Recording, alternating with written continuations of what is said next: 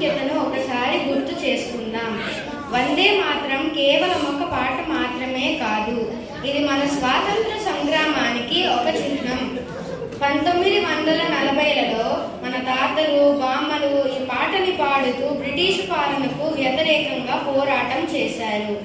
ఈ పాట దేశవ్యాప్తంగా ప్రజలందరినీ ఏకం చేసి ఐకమత్యం, ధైర్యం నింపింది. మన తల్లి భూమి సౌందర్యం, పవిత్రతను గుర్తు చేస్తూ దేశభక్తిని వారిలో రగిలించింది. ఈరోజు ఈ పాట పాడుతుంటే వారి త్యాగాలను గౌరవించండి.